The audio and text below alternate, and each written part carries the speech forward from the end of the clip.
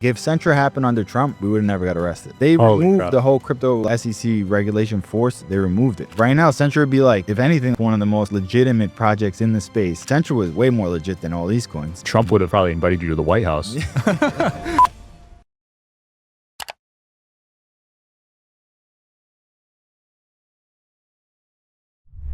Okay, guys, we got Ray out here in Las Vegas. He's from the BitCon documentary. I'm sure you guys might have seen it or at least heard of it. It was #1 on Netflix for a while. Thanks for making the trip finally, man.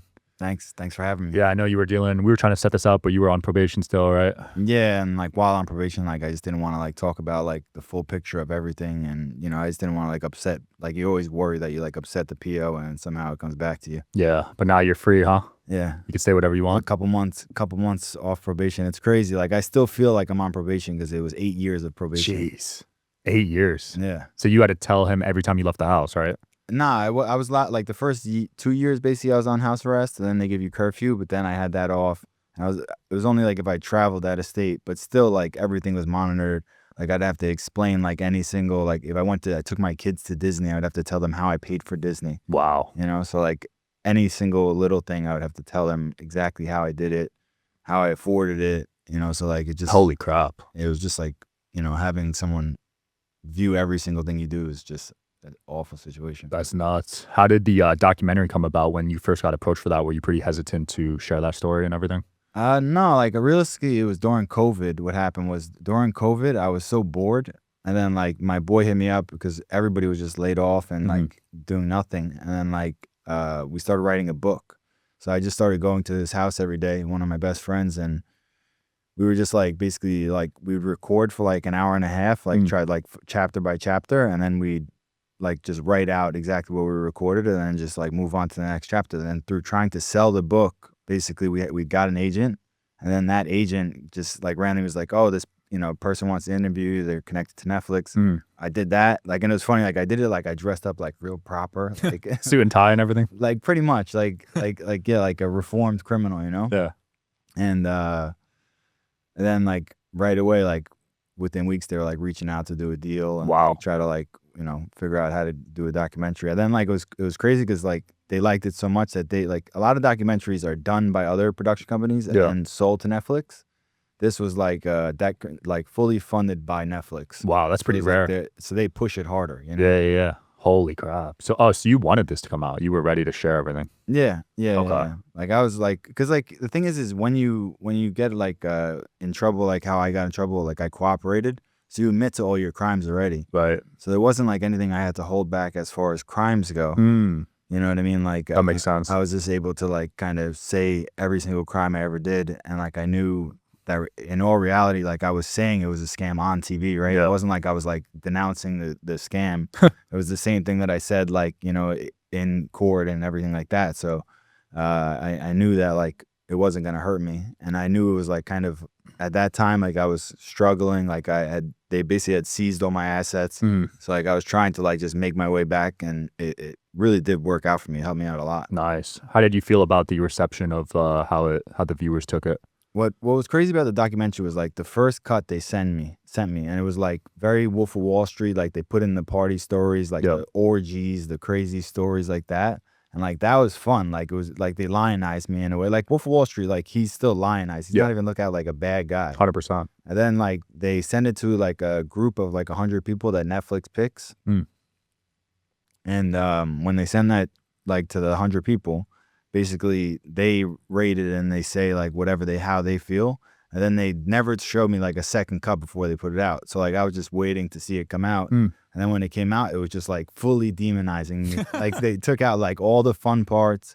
They took out the part that like we actually finished building the tech, like all like the finalized part. Like people don't realize that, but like we put 50 million into the development, even though like we raised the money illegally and we lied when we were raising the money. So like the indictment, people don't realize the indictment is all about like how we raised the money. It wasn't like what we did after the fact and how we tried to clean it up and do the right thing after the fact. It was all about how we raised the money, and rightfully so. Like, so like they didn't paint like the true story. They painted it just to like if you watch any documentary about crypto on Netflix, it's all about like trying to make it look like a scam. Yeah, because that's what the mainstream narrative is, right? With crypto, it's like a scammy kind of thing. Yep. Yeah. Damn. So this was for Centra Card you're talking about, where you put in the 50 million? Yeah. Okay. Yeah. We had raised 200,000 Ethereum, like a bunch of Bitcoin, bunch of Litecoin. We raised like a lot of OTC Ethereum as well. Yeah. So like more than 200,000.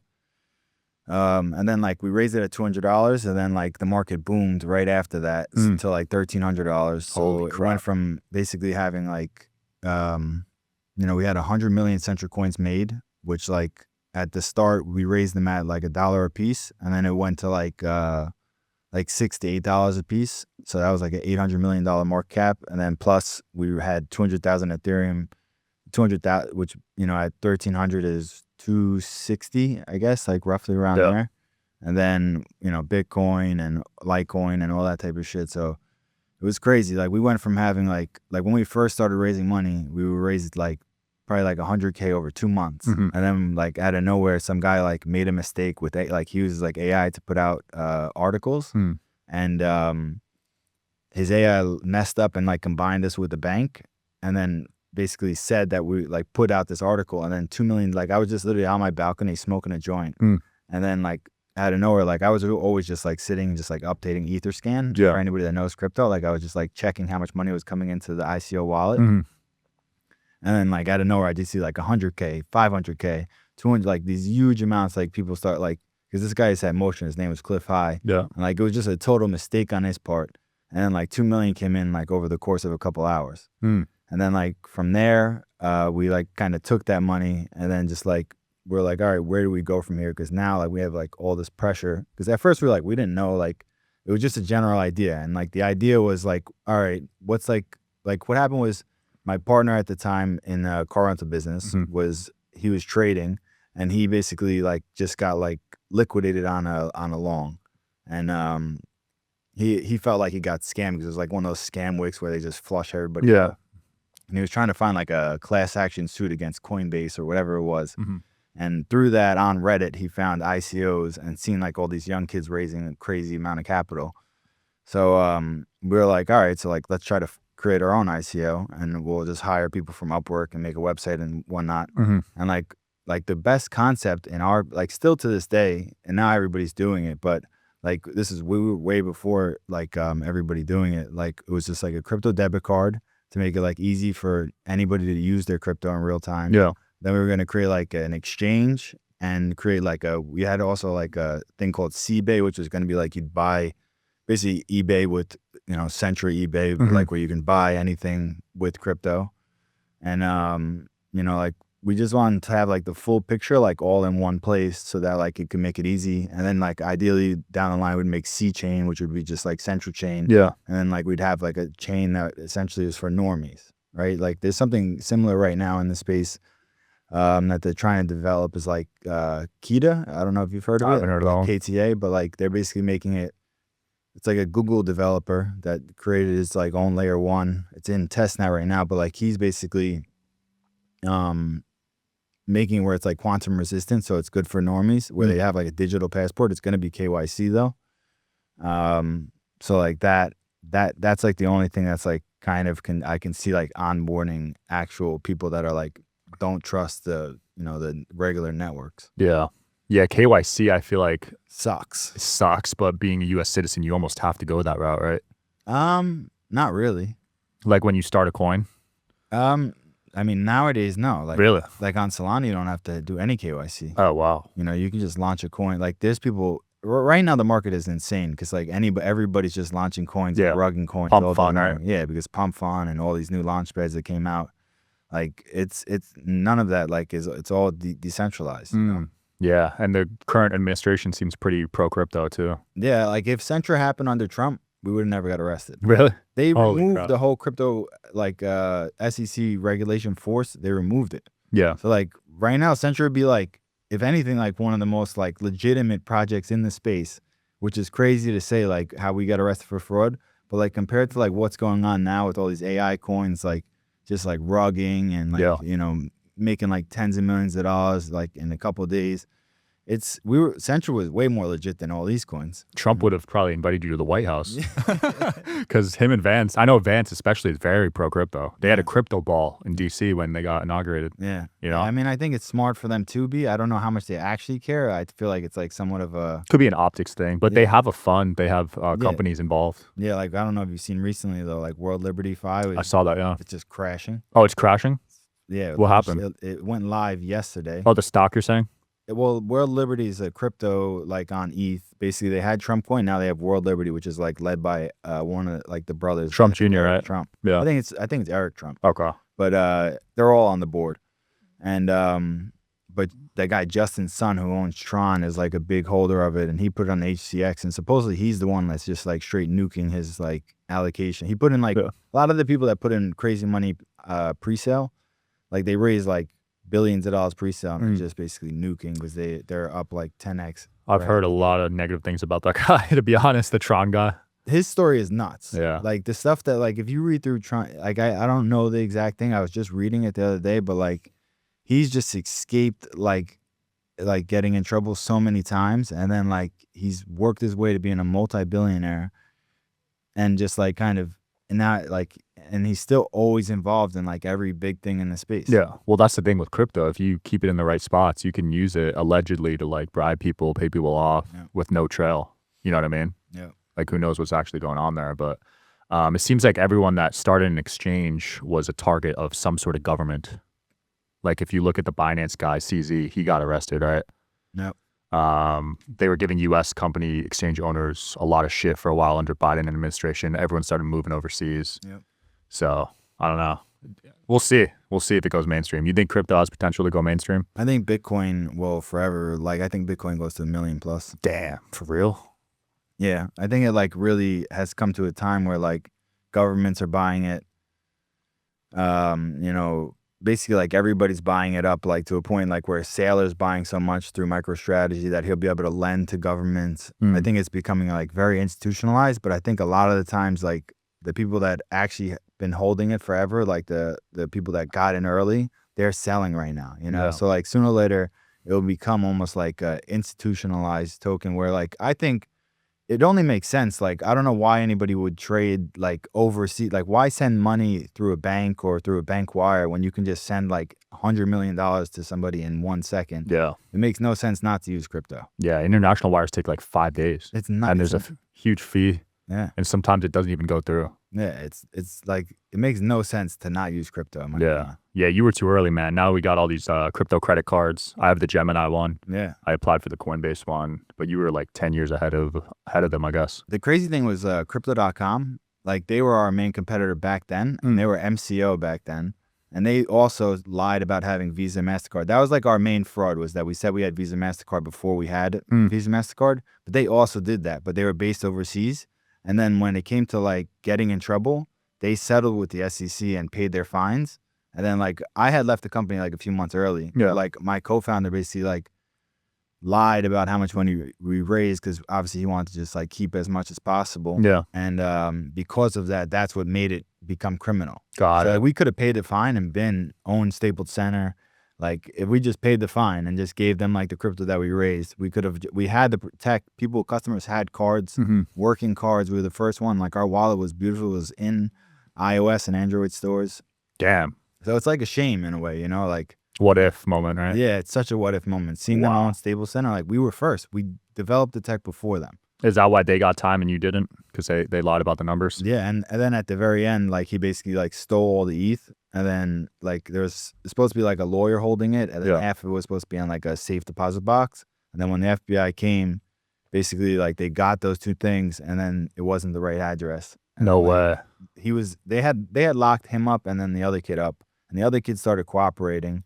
And he got a year, and the other guy got 8 years. Yeah, and then like he basically started cooperating, and the main kid Sorby, he was like the Indian kid. He was like not telling them where like the code, like the password was or the private keys were, right? And then they just raided his house, and they found it literally like under like where you put your silverware. Bro, if you're gonna hide that shit, why would you hide it at your house? Terrible. That's spot like to the hide dumbest spot. So he's still in. Is he out yet, or he's out in like a year? Oh wow. You think he'll hit you up? he, like during the whole criminal like while we were getting sentencing, he tried to put a hit on me. No. Yeah. You know that for a fact? Yeah. Holy crap. Yeah, like someone like basically like because we went to high school together. Yeah. So like people from my town called me like there's offerings like wow. So like you were close with him growing up. yeah. No, I wasn't close with him. Like we hated each other in high school, but then there was a mutual friend in the car rental business that he went into business with in selling cars. Then when I moved to Miami, my friend was like, "Yo, bring him in. He's very good with like the finance aspect of getting cars and stuff." So wow. that's how we got like rekindled.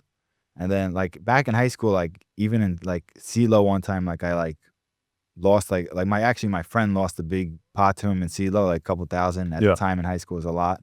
And like I just like took the pot, I was like, fuck you. And so you had beef ever since? Yeah. It was funny, like when he first came to Florida, that was the first thing he said. He's like, yo, you got that 3,000. That's funny. Was that in the documentary that he put a hit on you? Yeah, I think it's mentioned. I don't know. They cut so much out of it. Like I filmed for 100 hours. Holy shit. 100 hours of film, like all over Miami and New York. Like, so like there's even parts that like they cut sentences together to make it seem like I'm like stashing money, you know, like, and then they asked every single person that they interviewed, they asked like, do you think Ray Trapani still holds money? Like still has. And they all said yes, probably. Yeah, because you know what it was is that like, I think I was a better villain than the kid that was in jail. And like. You were moving smarter. Yeah, it was just like, yeah, like, cause like after I got arrested, like I got married, I had kids, I literally became like I got sober. I was doing like hard drugs for like my heroin, right? Yeah, at like 17, 18, I was doing heroin. I was addicted to opiates since I was like 16. Jeez. Like really where like the origin story of drugs started for me is like at like 12, like 8 to 12, I was getting like sexually abused by my stepbrother. And like, this is like what made me like into like a criminal in a way, besides like my grandfather, looking up to my grandfather, who was like kind of like a mafia involved type of guy. Yeah. But like I was getting sexually abused from like 8 to 12. And then like he started giving me Xanax at like 12. So like I just started like from 12 on, I was doing like pills. And then like 16, 17, I got in a bad car accident. Car flipped like 30 times. Holy shit. Face got chopped off. I still like to this day, I've had plastic surgery on this like 3 times. There's still more glass in it. Dude, I can't even tell that you have facial reconstruction. Yeah, just like this eye is really bad, you know, and like there's still glass. Like now it's to a point where like I can pop it out, but it doesn't show. Like it kept resurfacing. Like every time they do it, it kept resurfacing. But yeah, that was like, what was that company called? There was a documentary about them, the opiate. Pfizer? Was it Pfizer? No, it was someone else. They went out of business. Everyone sued them. I forget the name, but yeah, it was peak opioid time around then. Yeah, so like 16, 17 was peak opioid epidemic, and so like I went to the doctor just like for like what was going on in my face, and I was like, yeah, my back's killing me, and they just gave me 120 oxy 30s, and I was like, this is crazy, and like at that time I was already like selling pot. I started selling coke a little bit because like I got like a settlement from that lawsuit. I mean, from that car accident. So like I was selling drugs, you know? Yeah. Did you make a lot off that accident? Yeah, I got $70K. Okay, that's a good amount. Yeah. Nothing crazy, but it like, at not 16, bad. 17, yeah. At that age, that's a lot, yeah. Yeah. So like, yeah, and I was already gambling, like playing poker. Like I probably lost a lot of it, like honestly sports betting at that time. Yeah. I was just like firing away. Just always like full speed ahead. That was like kind of always my You have an addictive personality, it sounds like. Yeah, for sure. Adrenaline junkie, would you label yourself? Yeah, especially as like a young kid for sure. Yeah. Now I'm more like reserved, but I still like love like the gamble. The rush, know? yeah. Yeah. Yeah, you were gambling last night. Damn, that's crazy. But yeah, so like I got that, and then like I found out the street value of like the opiates, you know? So like I had already taken them and paid for them, but like I seen like everybody was fiending for them because like the older kids were already addicted to them. And through that, like I started selling the pills, and like I was getting 120 from the doctor every month. He just kept me on it. And then I like my first fraud was like basically one doctor, basically someone stole a pad from him. And then they basically brought the pad to me, and they were like, yo, just give me a couple rocks for this pad. I'm like, fuck it. Like, I'll just like, let me see what I can do with it. And then I got this like orthodox kid to write out a script. Like he was like a handwriting like a specialist. Yeah. And so I got someone to get like a prescription of Tylenol, and then this kid matched the handwriting, and then basically just left out the name part. So like I had like every single kid I knew that was like addicted to opiates go fill prescriptions, and like that was like money flow. Wow. So you were just selling scripts. Yeah, basically. And then, well, like I'd have them fill the scripts. Like everybody was complicit in the opioid epidemic. Like Walgreens would literally have a line of us of 50 kids or like 20 kids, and they'd just be filling the same doctor, just filling script after script. Like they had to know something was up, right? Yeah. Like if you're looking at a bunch of like cracked out little kids, like 18 to 25, and just like filling the same prescription from the same doctor, you think you'd like do something about it, but you know, everybody was getting kickbacks. Yeah, they printed money off those. So like, and then like what I would do is I would give them like 20 of the pills for free for filling it, and then I would take 100. So like I was getting like that times 100. So like my fridge at the time was just filled with like all different, you know, like a maximum amount of oxys that all were selling for like 20, 30 a pill. Holy crap. People were paying $20 for one pill? Now it's like 50. Oh my God. Yeah. That's insane. That might be the most expensive drug right now. That's like the hardest thing was that like for me, at the time I was doing like 20 a day. Oh my God. Yeah. My habit, like my drug habit was crazy. Like even Xanax, when I was doing like during Centra, during like the crypto times, I was doing 20 Xanax a day, like 22 milligrams Xanax. Because you were so stressed or? No, it wasn't. I was just like my tolerance for drugs has just always been through the roof. That like it just builds quickly. Like where like I was doing 20 and I was still the first guy at the office. That's insane. I had like a fridge full of Red Bulls. I'd balance it out, you know? So you must have had some nasty withdrawal when you got sober. Yeah. What was crazy is like when I got arrested, it was like a weird moment where like I knew it was like I was going to be facing like 100+ years. Yeah. And I think because of that, it helped with the withdrawals because I knew I was actually going to quit. You know, like I was like, you had no choice. Yeah. And like it was life-saving for me in a way, right? Like getting arrested this time was like truly life-saving. Like that 8 years of probation, like being away from drugs really did like actually help me. Blessing in disguise almost, right? I would have died for sure. Because like what happened was they got arrested a few months before me. And because they got arrested a few months before me, I knew that sooner or later I was going to get arrested. Yeah. So like I was just like basically trying to run out, like spend all my money. I was at the casino every day. I was playing like, you know, like 200K cash, you know, cash games. Jeez. Like, you know, 50K hands at baccarat every day, like all day. Holy crap. That's how I met like Derulo. Wow, at the casino? Was that in Vegas or somewhere? That was in Hard Rock in Florida. Oh yeah, in Florida. Yeah. Wow. So why did they get arrested way before you think? Because I had left the company months before them, and I think they were trying to get me to like cooperate because they knew like my involvement was less than like in any crime I've noticed. The main kid is always like they're never gonna let that person cooperate unless they have like some higher evidence on some big guy. But like if they're focusing just on the case, you're always better off being the second guy because they'll give you a lifeline. Right. I thought it was the opposite. I thought they go up, so like they arrest the lower guys first, and then they save the main guy for the end. Is that not the case though? Because I feel like in the movies that's how it is. I think like it depends if they don't have a strong enough case already. Like I think in this situation they already knew they would win the case, but like it helps having somebody on their side that's from the inside. Right. So they didn't even need me really. Yeah, they already had so much evidence, right? Yeah. What evidence did they have before? It was all public, right? Like we were like publicly doxxed, like telling everybody, and there was like proof that we didn't have Visa MasterCard at the time, right? Yeah. It was proof that this guy that we said was a CEO was like this like old white guy that we found off the internet that went to his house, found him in Canada, and he had no idea. He was a professor, you know. They literally like went to his house, and like the guy's like the sweetest guy. He's in the documentary. He had no idea. Yeah, and it's funny, like in the documentary, like he introduces himself like I'm Michael Edwards, the CEO of Centra, and then like he like laughs. Like they did very well like on the editing. That's of funny. That type of stuff. Yeah, that was before you could just AI someone, so you had to use someone. Yeah. Someone real, right? Yeah, it was like the actual guy, and he had a good like sense of humor about it. Like I still sometimes like I'm like, yo, should I just hit this guy up and like just say I hope you're well, you know? Like I hit up the guy who wrote like the New York Times guy who was like the main guy that like kind of got us like caught up. Yeah. I hit him up and I was just like, you know, good reporting, you know, like it realistically like we were lying and yeah, everything you said was true, so I can't hate. Well done, right? You got to give him props where it's due. Yeah. You know, when it's objective and you're in the wrong, you got to admit it and own it sometimes. Yeah, that's also what happened, I think, at sentencing too. Like when like the main kid got sentenced, Sorby, he was like, yeah, I know we did what we did was wrong, but like, you know, I tried to take the Silicon Valley approach and like, you know, fake it until you make it and like then build after the fact. Yeah. Or like I went up there, I was like, I'm sorry. Like, I know what we did was wrong. I'm going to try to make everybody as whole as possible. Like, you know, and that's it. That's literally like all I said. I was like, I'm sober. I'm trying to do the right thing. I'm sorry. I didn't say anything about like trying to like, oh, but, you know, you can't throw but in there and try to like defend yourself in a speech to the judge the last minute before you get sentenced. Yeah. Because they want you to just say you're remorseful and that's it. Yeah. You know, like if you start trying to like explain yourself away, you're cooked. Yeah. People start losing faith in you, right? Yeah. You said you were facing up to 100 years. What were your lawyers kind of predicting for your sentencing? Did they give you like a ballpark?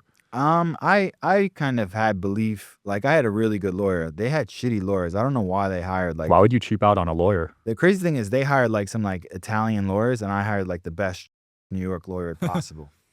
I mean, why, if you're facing so many years, would you cheap out on a lawyer? And they had way more money than me to do it with. Yeah, right? it's a pay to play system. Everyone knows that. Yeah, what happens is like he had been in trouble before, like with DWIs, and he always was able to like kind of like figure out a way to like manipulate lawyers. Like even like during Centra, he got me to lie on the stand for him for a DWI case. Yeah, and like I got a perjury charge. Like he was just like always thought he was above, you know, like ego. Yeah. Ego. Once you start making crazy money like that, sometimes the ego gets in the way, right? Yeah. So like he had a good lawyer at first, and then he fired him, and then I hired another one, fired him, and then like by the time he got to like actually facing the charges, his lawyer sucked. The guy was like couldn't even speak. He was like just like talking like a New York Italian guy.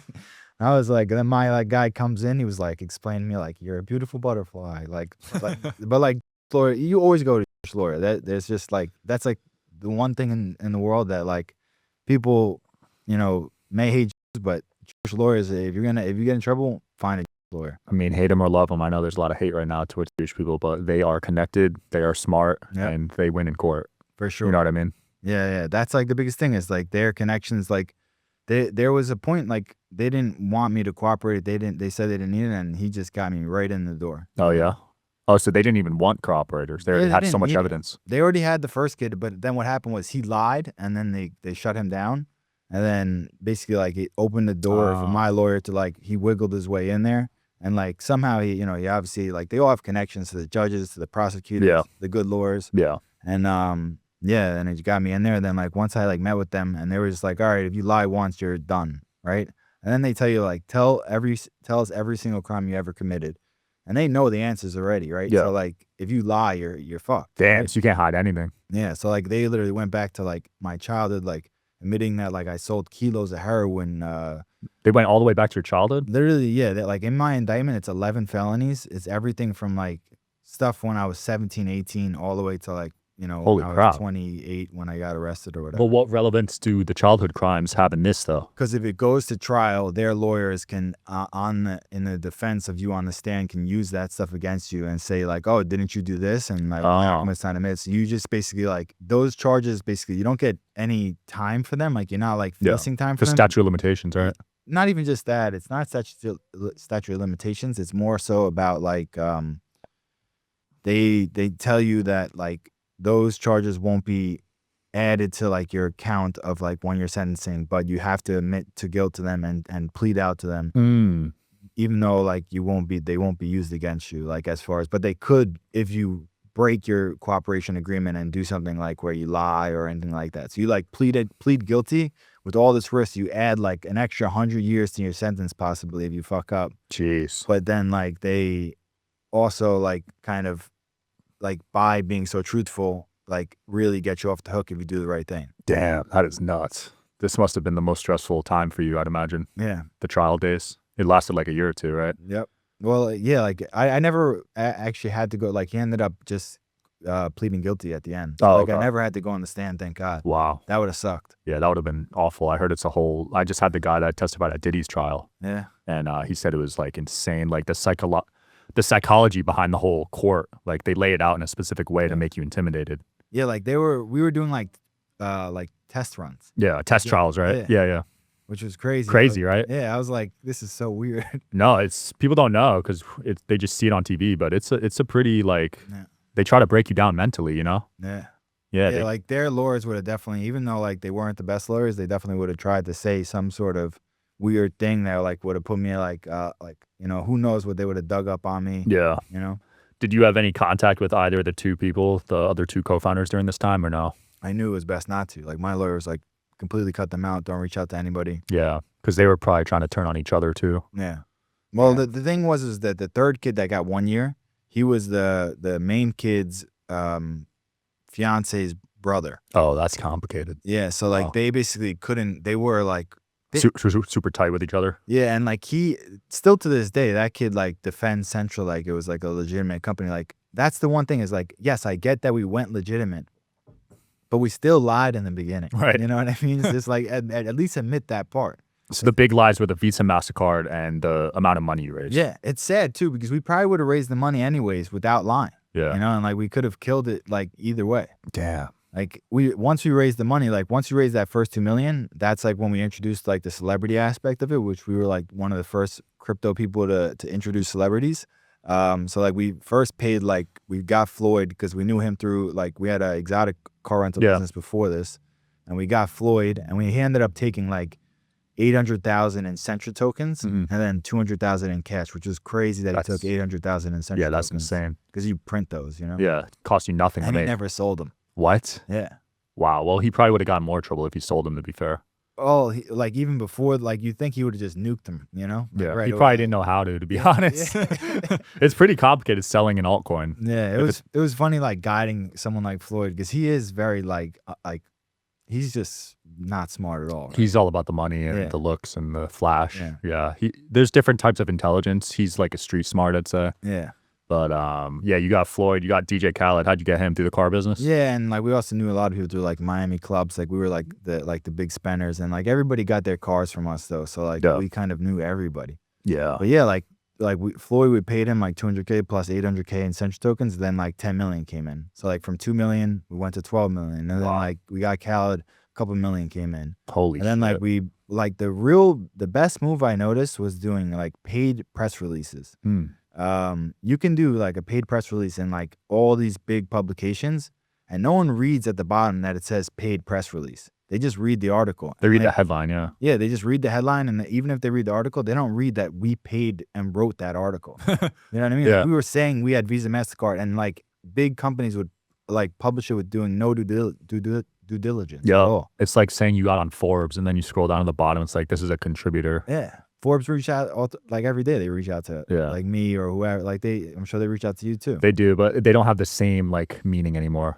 It's like completely phony. Yeah, like I know if it's a Forbes article, 99% of them are paid. Everybody's like, yeah, I was on Forbes, 30 under 30. You can pay to get on that. Literally, they text me like I have the text right now. They just text me the other day like, oh, we're doing another Forbes thing. If you want to be on this list, let me know. 20K.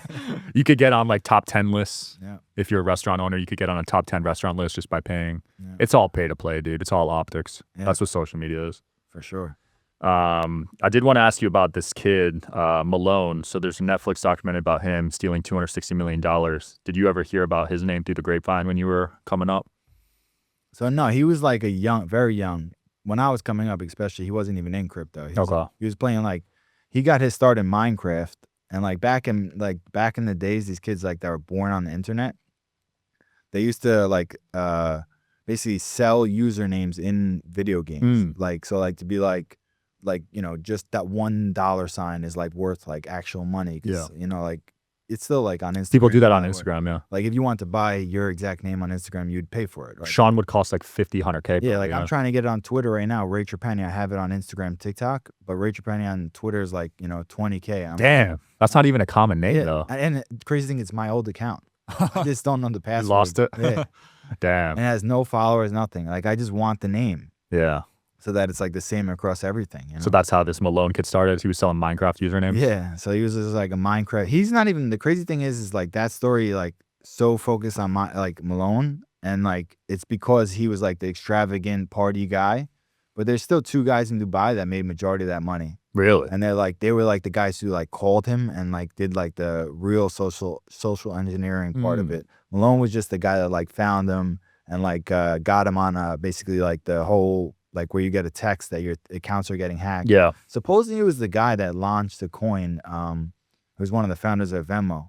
Really? That's like supposedly who it is. They're like still trying to like prove that it is that guy. but he launched quote unquote Jelly, and supposedly that's like who Malone actually got. No way. Yeah, and they basically just like got like remote access to his computer. They saw he had like money in his account, but they also saw that like in his Coinbase, like all his receipts, and then he had all that money on Coinbase. Jeez. So like they were like really just like, all right, let's focus on trying to like social engineer getting all that money because we can get this other money from this wallet anytime we want. It was just like sitting on like an Exodus wallet or whatnot. Did they ever find the money that he stole? Yeah, well, like they cashed out a ton through like this shady crypto exchange. Oh, what's that exchange called? I know what you're talking about. Yeah, I don't know the name of it, honestly. I've never used it. I know you send money to it and then it like disperses it everywhere, right? Well, they had that like they were doing Tornado Cash. Tornado Cash, That was Tornado Cash. But like they would do Tornado Cash first, send it to like Monroe, send it to this. But like, somehow they were so young and like kind of dumb about it that sooner or later like they would send little pieces back to their own wallets. And then like they were cashing it like that exchange there's an actual exchange that's like for money laundering. Oh, really? And basically like it was going from like 20 million in volume, and then out of nowhere, it just had like hundreds of millions in volume. Jeez. Out of nowhere. Because Malone supposedly was making like $2 million a day. Like outside of this thing, he was like supposedly like scamming people, SIM swapping, all this type of, like, there's a ton of those guys that just like all they do all day is just try to scam people. Yeah, SIM swapping was hot a few years ago. Yeah, it still is. Does it still work? I know it's a bit harder now, right? Yeah, I think it's harder now, but they just find new things like this whole Zoom thing. Yeah, that one's scary. Yeah, like because I hop on Zoom calls for business. Yeah. You know what I mean? Like, fuck, I might have to stop doing that. Yeah, like I had a guy reach out to me and he was like, "I'll pay you like whatever $5K if you can just teach me how to trade crypto." And he like showed me a picture like of his notes. I could download Phantom, download Photon, all this type of stuff. And then like he was like, "All right, I'll pay you in ahead of time, and then you just basically like we'll jump on a Zoom call and we'll go over everything." And he had some sort of thing where like if you copied on there, it would copy like a specific link that was like his Zoom link. And if you open that Zoom link, he was able to get like remote access to your computer. Jeez. And like he was just draining like and then send the money to himself. Yeah.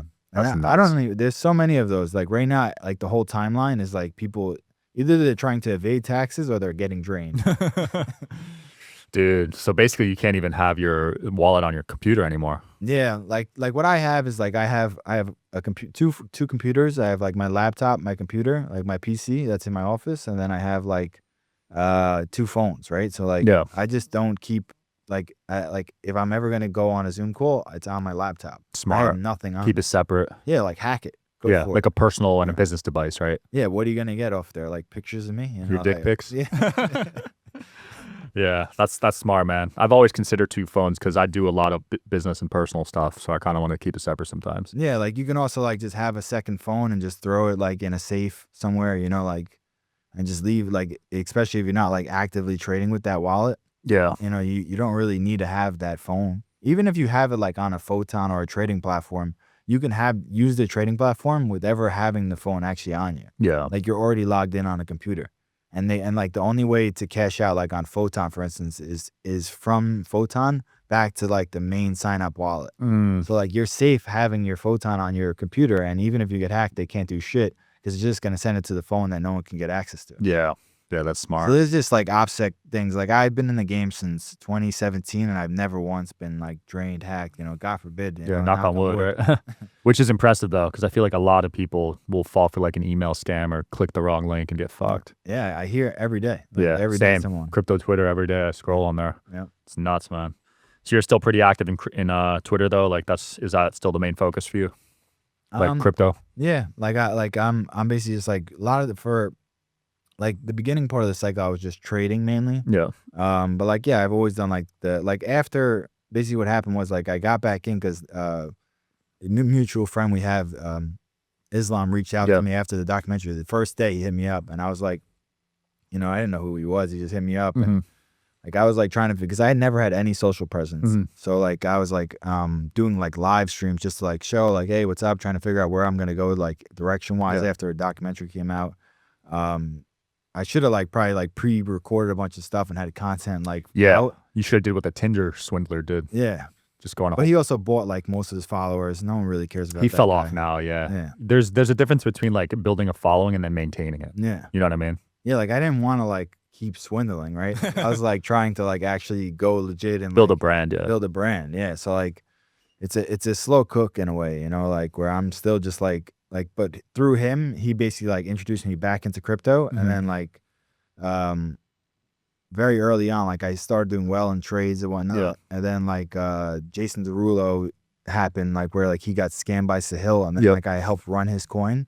And then from doing that, like I did really well on his coin, made good money. And then because I ran that coin, like once you have like a call channel and a Twitter presence and you post any sort of other coin, people just like pay, you know, like people like other projects will pay you crazy money to like promote their coins. But like where I went wrong, I realized early, because like I missed the whole last cycle.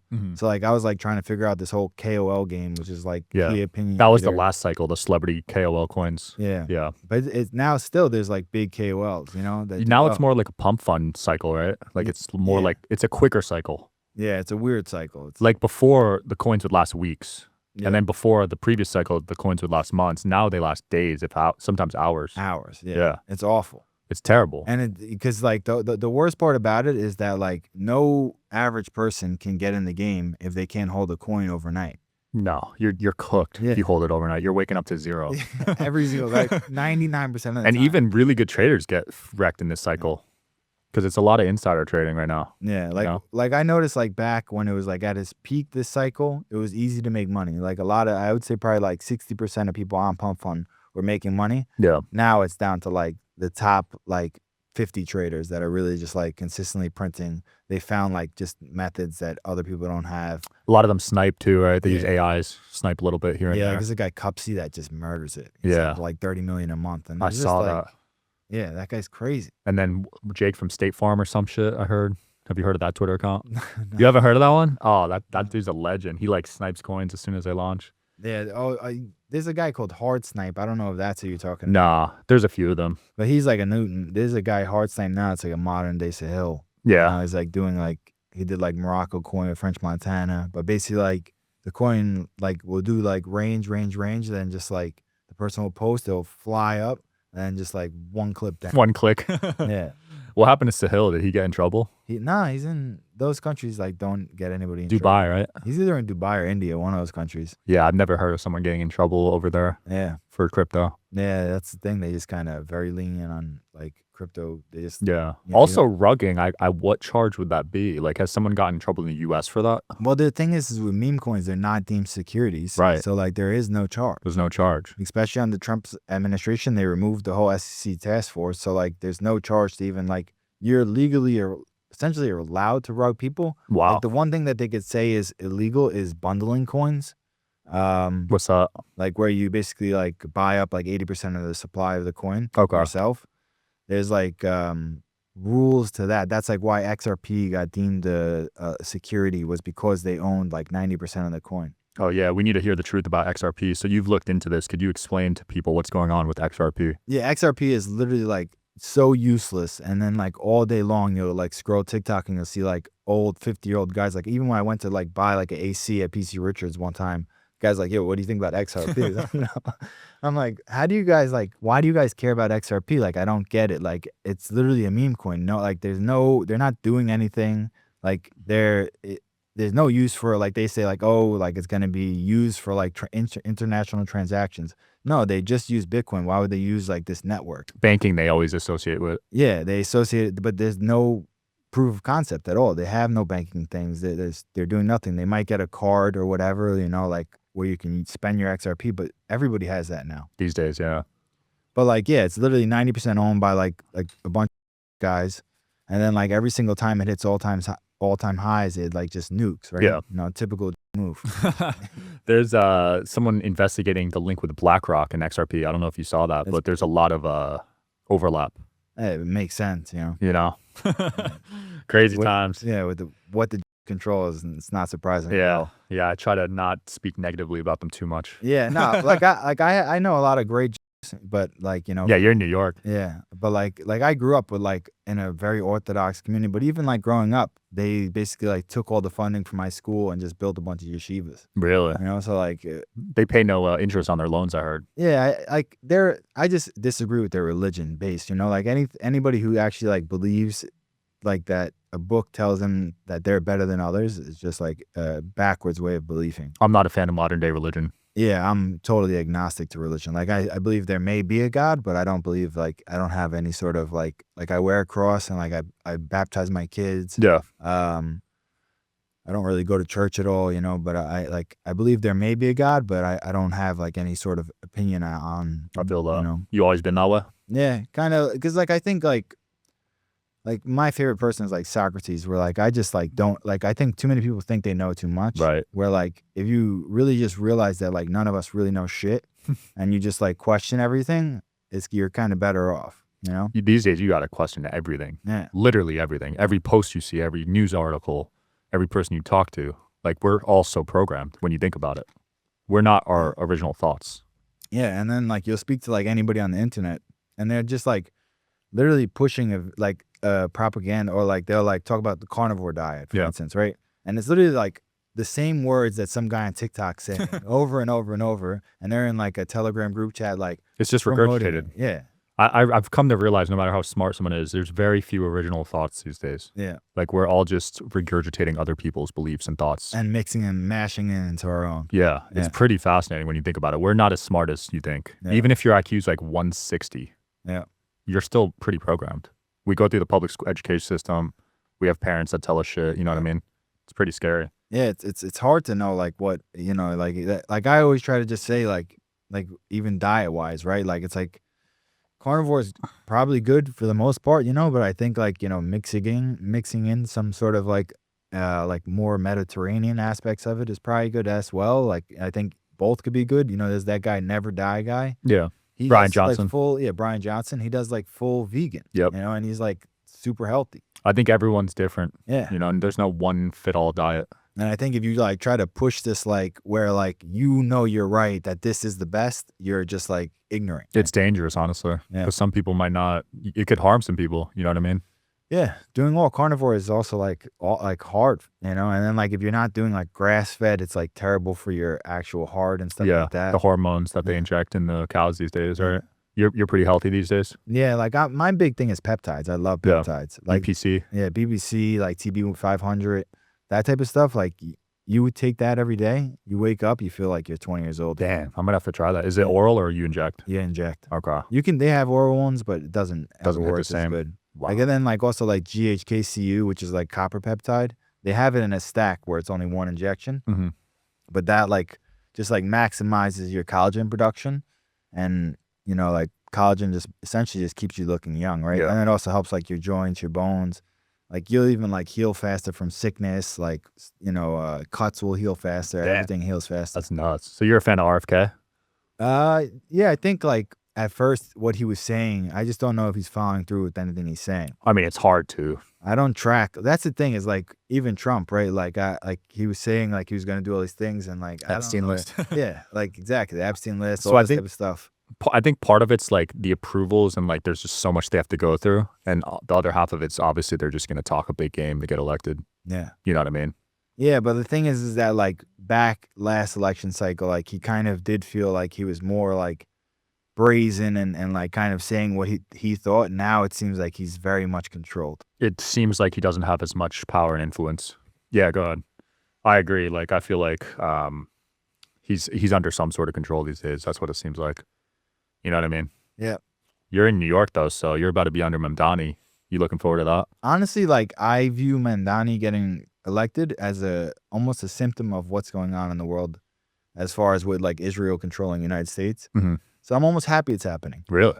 Like as much as I disagree with his politics, I'm happy it's happening because like he's the first guy that ever stood against Israel, and like we need more young politicians. He's my age, he's 34, right? So like seeing someone 34 stand against Israel, not taking any funding from the same person that like same AIPAC that funds every single politician and win, that's a good sign in my opinion. Like as much as he might like his policy, I hate. Like, you know, but most of it is nonsense anyways. Like, who cares that he wants to build like a free supermarket in the hood? You know? Like, that's not affecting me. They're not gonna like take over like the supermarkets in my town. Yeah. You know, like a rich town. They're gonna just put them in the hood. No one's gonna go there. Besides, there's gonna be people, you know, shitting and pissing in the hallways. And like, you know, the poor people will get free food. Good for them. Yeah, I don't think politics affects as greatly as people think. I've done well under every president. Same. And nothing has changed for me ever. Yeah, I grew up in Jersey, super liberal. Now I'm in Vegas, a little more conservative. Nothing really changed, to be honest. Yeah, exactly. Like I'm still the same.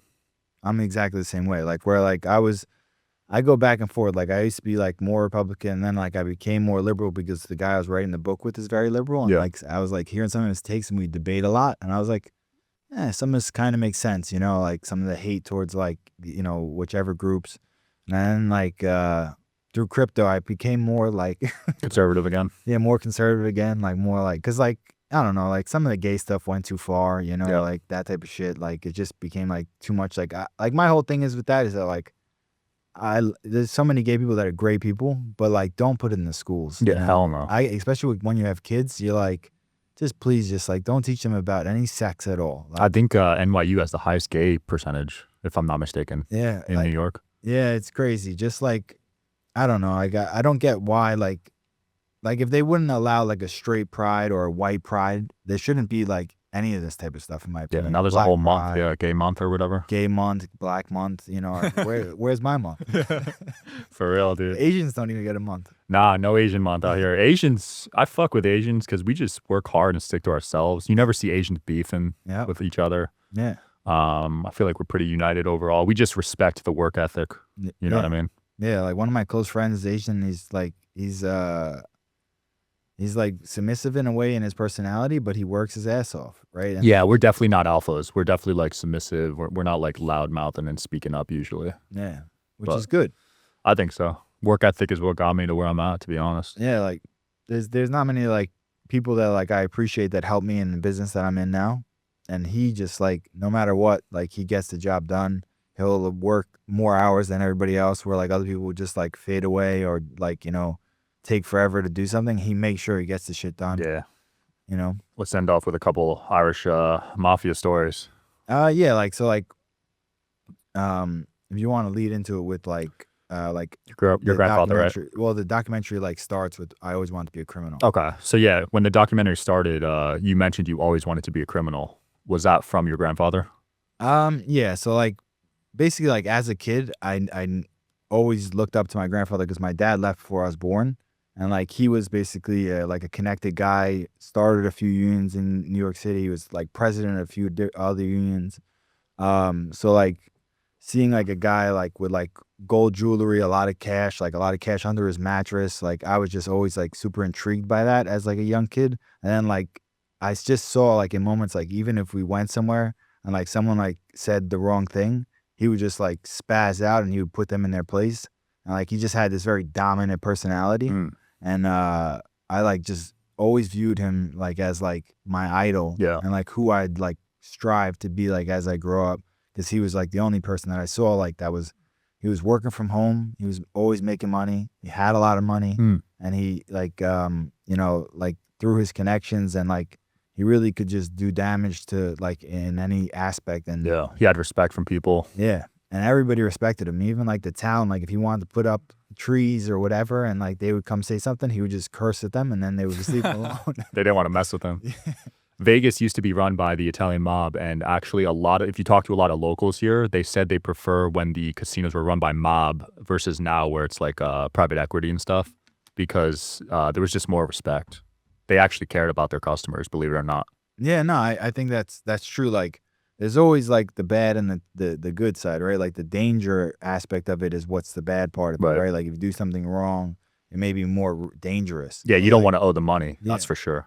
Yeah, like you don't want to take a marker and then not pay. Yeah, you're screwed. But like as far as actually like the fun and the good, like they make sure that you get that aspect of it, right? Yeah. You know, like they care about that. No, they do, man. I buy all my Christmas trees from a mob guy out here. He runs like a whole thing. He also does a pumpkin patch during Halloween. Yeah. Best customer service I've ever gotten, to be honest. Yeah.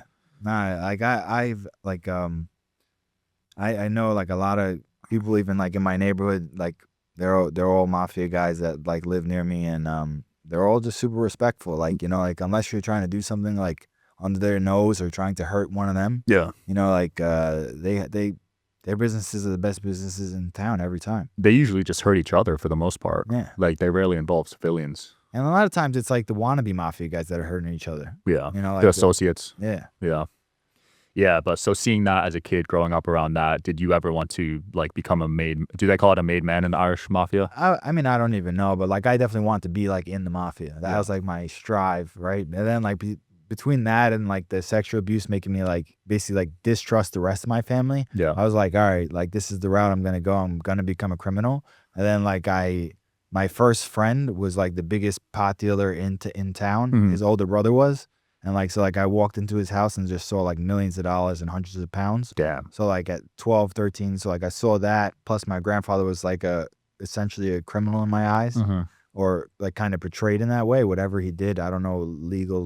Did he ever tell you? He would never say it. Oh, respect. Right? So like he would never be like, you know, but like if someone fucked with him, he would be like, you know, you don't even know who I am. Like I can, you know, like that type of attitude. Yeah. And people were intimidated of him. Mm. You know, he definitely was connected. So like we know that later on, but well, respect for him for keeping it. Maybe he wanted you to keep you out of it almost, you know? Yeah. He never like tried to push it on anybody. Yeah. You know, he like a lot of, I think that happens in like the Italian mob a lot where like their kids are like almost force fed. 100%. Well, that probably, because your dad wasn't in it, he probably wanted you to stay out of it too, you know? Yeah. That makes sense. Damn, I need to look more into the Irish mob. They don't get the same spotlight as the Italian mob, but yeah, the only movie is The Irishman with like I've seen that Robert De Niro, like it, and that's like about Jimmy Hoffa. That was a long ass movie. It was a bit too long for me, but it was okay. Yeah, it was okay. There's better mob movies. Casinos, Fire. All the Italian ones are way better because Italians were flamboyant, right? The Irish were like quiet. Yeah, and they just kind of did their crime and did their, you know, like got drunk and called it a day. They love drinking, man. Yeah. When I went to Ireland, they would be at the pubs for breakfast. My grandma's 88. She drinks Jameson and smokes cigarettes like every day. Good genetics. And she just kills it. She's still walking, laughing. They don't make people like that anymore. Yeah. Yeah, they don't. Well, dude, this has been awesome. Where can people follow you, support you, and you know, talk to you and everything? Pretty much like I just send everybody to my Instagram. It's just Ray Trapani. Cool. RayTrapani, and just like you know, sooner or later I'll probably try to do a podcast on my own or something like that. Yeah. Like as you said, I should. But yeah, I just I just kind of do these to like just keep growing and seeing where it goes. Awesome. Check them out, guys. Check out. Is the documentary still on Netflix or? Yeah. Still on there. It'll always be on there. Cool. Yeah, check it out and stay tuned. We'll do a part 2 one of these days. Peace. I hope you guys are enjoying the show. Please don't forget to like and subscribe. It helps the show a lot with the algorithm. Thank you.